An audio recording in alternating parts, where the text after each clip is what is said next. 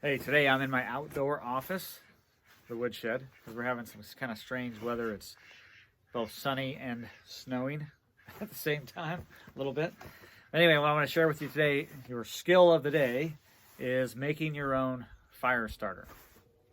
And I realize there's a lot of fire starter videos out there, but this one's a little bit different because we're not melting wax and doing all of that, nor is it, say, the cotton ball and the Vaseline. It's something a little bit different. It's super inexpensive, easy to do, and I think really great because it doesn't, like I said, it doesn't require you get a pan and you melt wax and it becomes this whole science experiment thing. But let's talk about fire starters. Okay, so here's an example of a commercial fire starter typical that you buy these discs, and they work great. They really do. Their burn time is like 7 to 10 minutes. But they're expensive, especially if you buy them in the small packs of, say, 6 or something like that. They could be, up to, say, 10, 11, 12 bucks for 6. So somewhere between $1 and $2 for a single one of these, depending on, where you buy it and in what quantity that you buy it. What I'm talking about is making something very simple using paraffin lamp oil instead of paraffin wax. Okay, same substance. It's going to burn the same way, but done a little bit differently. Okay, so I'm going to show you that here in just a minute. Let's talk about cost real quick. So again, $1 to $2 for this. And what does something like this cost that I'll talk about here in just a minute? About 20 cents, and that's being conservative. And let me tell you how I got there. When you take a look at the elements I brought together and add them up very conservatively, I get about 20 cents. All right, so what am I talking about? I'm talking about like these loose leaf tea bags as an example of something you can use. You can stuff pine shavings in here, or, I mean, if you had to, it could be dried leaves kind of crumpled up and put in there. Just about anything that you could think of to burn, you could put inside of this. The other thing is lamp oil, paraffin lamp oil. Now, this is a smaller one. This is 1 quart. You can buy them in the 1 gallon jugs or whatever. Even more than that. You can buy them in 5 gallon buckets, etc.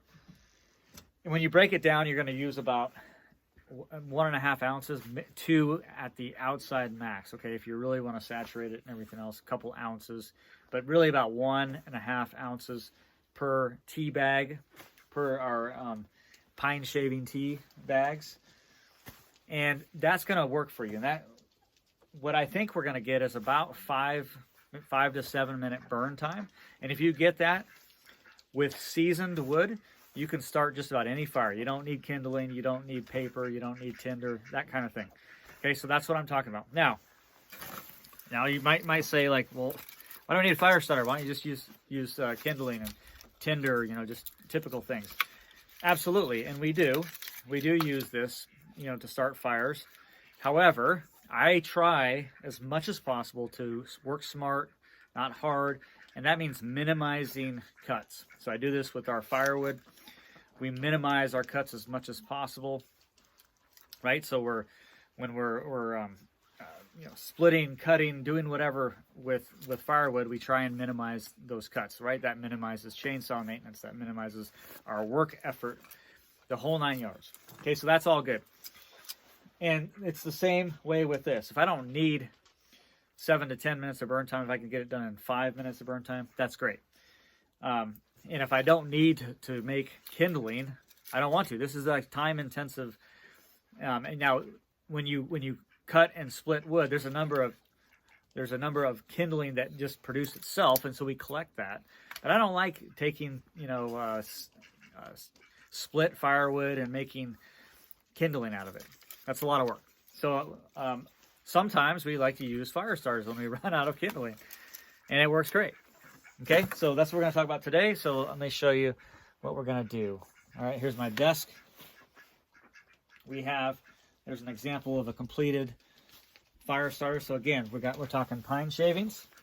Okay, so just regular pine shavings you get that's bedding. Again, you could use your sawdust left over from chainsaw work. You could use dried leaves, just about anything you can think of, you can use and make it work. You want it dried out really well, and of course, you know, if you buy the bedding, the bales of bedding, that's obviously dried, and it does work very well. And so if we take a look at making one of these, and I won't make you sit through a bunch, but here, let me just show you real quick. So if I take my little tea bag and I take my pine shavings, I'm just going to fill it up just like if it was loose leaf tea. And the reason I use these tea bags, and again, you don't have to use this, is because I know that they're not using kind of weird chemicals on this because it's meant for making tea. So it's fabric really, and so I know it's going to burn clean and be fine. All right, so you want it pretty densely packed. It doesn't have to be super densely packed, and if you do it over a bucket, you're not going to waste a bunch of pine shavings. You do want to be careful. These aren't like the strongest made tea bags. They're meant for just a little bit of loose leaf tea. So if you just kind of use your thumb and press it, you won't rip these because they will rip. Okay, so a little bit more. Again, I'm just going to show you one. Okay, and that's looking pretty good right there. Nice and densely packed. Okay, now I don't take the time, again, I like to economy of work. I don't take the time to tie this up, but I do just pull it. Okay, that's it. All right. Now, where do we go from there? From there, we've got our bags, and if you have a container, okay, so I'll show you this. Any kind of a container. It doesn't have to be this big. I could fill this all the way up with these pine shaving tea bags, and I didn't want to do that. We're actually at the end of the burn year, so I don't need to make a bunch of these. But I do like to put them in like this, and I like to actually lay the strings on the outside a little bit because that gives me something, a dry piece to pull and put into the fire without getting it. Because one of the downsides of this method, there's a con, it is that obviously these are going to be oily to the touch. And you got to be careful, right? You get it on your fingers, or if you get it on something inside, it's going to get oily. And so you do have to be careful of that. And so I do recommend you put it in some type of a container, a closed container that will provide that protection from it, and it'll make it so that these tea bags don't dry out as well. Okay, because you will over time you will lose some of that oil. Okay, basically, but I'd say you make one of these up for the year, and it's going to last a whole year. Okay, and then the final step really is kind of soaking these a little bit. Again, they don't need to be massively soaked, but I would say, 1 to 2 ounces per is a good rule of thumb. And I didn't use much at all, and there's a little bit left at the bottom, so I might just, tip it up a little bit and let it kind of all soak in to the wood chips. And there you go. So I'm gonna let it dry out a little bit, and then we'll do a test burn. So again, you should cover it, and we'll do a test burn. All right, so we're gonna do this burn test. And again, like I said, the one downfall of this is it's a little bit messy. So if you're just careful and use the string, it's fine. So we light it, and we'll start the timer, and then I will record how long it burns for. And again, for most applications, burning for 5 minutes is plenty sufficient, especially when you're using seasoned firewood. And I'll be speeding up this video.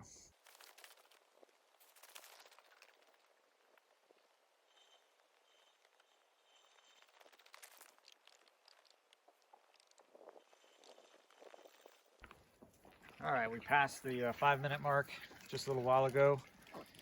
And so it looks like we're gonna get, I don't know, about six to 7 minutes of good fire starting time. And so now let's try it with some seasoned firewood. Okay, so now the fireplace test. What I like to do is I just put one piece in there with my fire starter, just in there, start it up.